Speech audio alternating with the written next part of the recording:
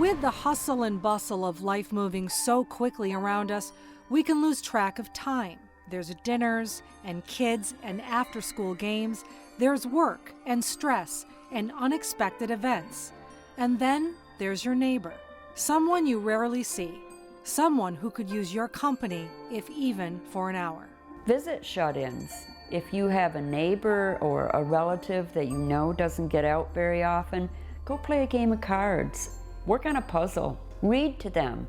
I have gone actually to places where all I did was sit and read to the person.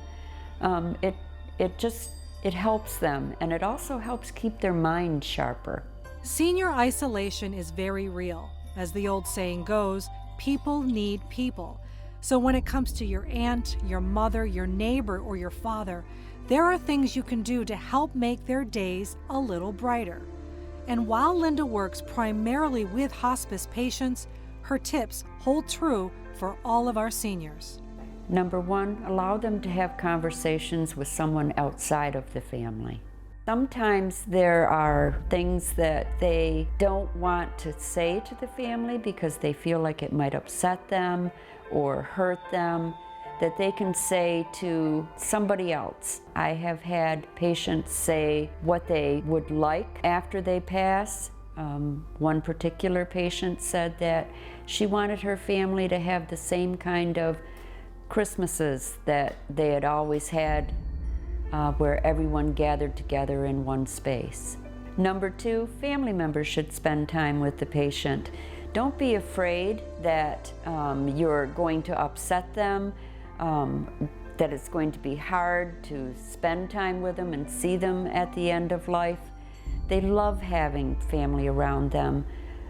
They want to feel the closeness. They want to be able to talk about old times or share funny moments or remind you of things that they felt were important. Number three, if they have pets, don't isolate the pet away from them. Let them be in the same space. It brings them great comfort. And if they don't have pets but always enjoyed animals, bring your dog over, bring your cat over. Let them spend time with the animal. It's very soothing for them. I've also seen the robo-pets, like a for real kitty, but it brings them great comfort, and they tend to calm right down when they're holding a for real pet and they can feel the movement or hear the purring. It's very soothing to them. Number four, if you're able-bodied, volunteer. Find something that you've enjoyed doing throughout your life. There's so many opportunities to volunteer. I volunteer at hospice because I enjoy the work. You can be a volunteer driver, you can work at Salvation Army.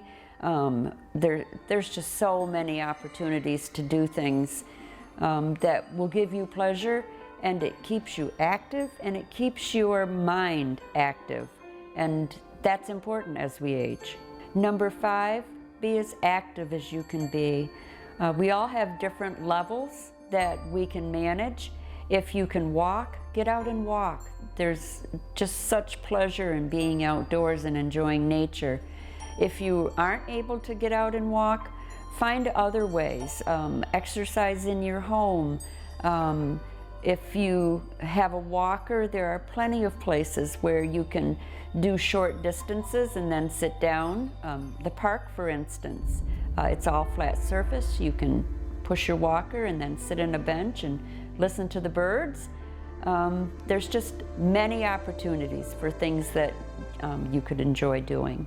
Exercise, for me, keeps my mind clear, it keeps it active, it keeps me engaged with what's going on around me. It helps me to socialize with other people. It releases feel-good endorphins so that if you're feeling down that day and you go and do some kind of exercise, I think you'll find you feel better. Your mood lifts, and you may end up with more energy than you thought. So take the time. Take a tray of cookies, take a deck of cards or a puzzle, and give our seniors the gift of your presence. It can make all the difference. For WPBS Weekly, I'm Jolene DeRosier.